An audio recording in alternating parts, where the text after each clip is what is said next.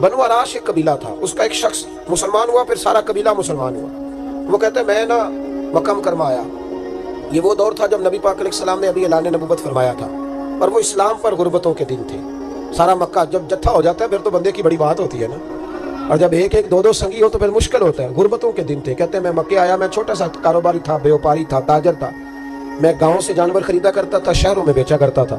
کہتے ہیں میں نے نا 2 اونٹ یا 2 گھوڑے، مختلف کتب میں مختلف لفظ ملتے ہیں، کہتے ہیں وہ 2 اونٹ میں گاؤں سے لایا، مکے میں نے بیچنے تھے۔ جب میں مکے پہنچا تو پہلی ملاقات ہی ابو جہل سے ہو گئی۔ مجھے کہنے لگا یہاں ایک شخص نے دعویٰ کیا نبوت کا، اس کے قریب نہیں جانا۔ کہتے ہیں میں نے کہا یار مجھے تو پتہ بھی نہیں تھا، یہ تو تعارف تم نے کرایا ہے۔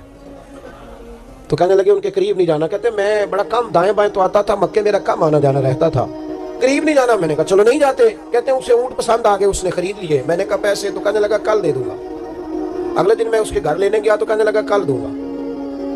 اب ہوٹل بھی نہیں ہوتے تھے، پردیسی بیچارے بڑے، ان کے لیے مشکلات ہوتی تھی کسی دوسرے شہر میں رہنا۔ کہتے ہیں میری کل جمع پونجی بھی وہی تھی جو میں نے لگا دی۔ تیسرے دن میں گیا تو میں نے کہا یار میرے پیسے دے، میں غریب آدمی ہوں اور میرے تو بچے انتظار کر رہے ہیں اور میں سڑک پہ سو کے وقت گزارتا ہوں، میرے پیسے دے میں جاؤں۔ کہتے ہیں میں نے دبا کے بات کی تو ابو جہل کہنے لگا جا دوڑ جا، جہاں سے ملتے ہیں لے لے۔ کہتے ہیں پردیس تھا، انشاءاللہ پردیسی کوئی بھی نہ تھی، کاک جنا تو پارے۔ کہتے ہیں کہ میں پریشان ہو گیا کہ یہ کہتا جا دوڑ جا۔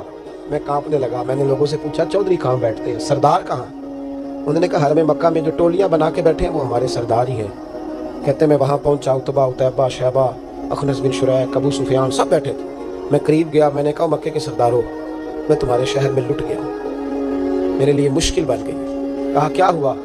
کہنے لگے ایک آدمی نے مجھ سے 2 اونٹ خرید لیے، وہ میری کل کمائی تھی، پہلے تو آج کل کرتا رہا، اب کہتا ہے جا دوڑ جا، کچھ نہیں ہے، میری مدد کرو۔ کہتے ہیں عتبہ بولا، کہنے لگا کس کی طاقت ہے ہمارے ہوتے ہوئے تیرے پیسے دبا جائے؟ کہتے ہیں جب اس نے یہ کہا تو میرے اندر امید کی کرن چمکی کہ میرے مل جائیں گے۔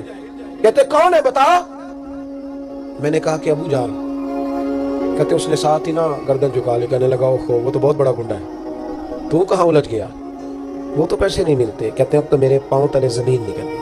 یہ تاجر نا جب ڈوبتا ہے تو خودکشی کرتا ہے معاذ، اس لیے کہ جب کسی انسان کی کل پونجی، ایک تاجر کے ساتھ بہت سارے لوگ وابستہ ہوتے ہیں، یہ دولت کی محبت نہ سمجھیں، اس کو بہت بڑا الجھاؤ ہوتا ہے۔ اور ہمارے ہاں جب لوگ عروج پہ ہوتے ہیں تو سجن بھی بڑے ہوتے ہیں، اور جب انسان ڈوبنے لگتا ہے تو اس کا ہاتھ بھی کوئی نہیں تھامتا، ساری عمر یہ آٹا گد ہے، لکھاں کیتے نہیں پیڑے، وقت آیا ہی تے محمد بخشا کوئی نہیں ہو بیٹھا ریڑے۔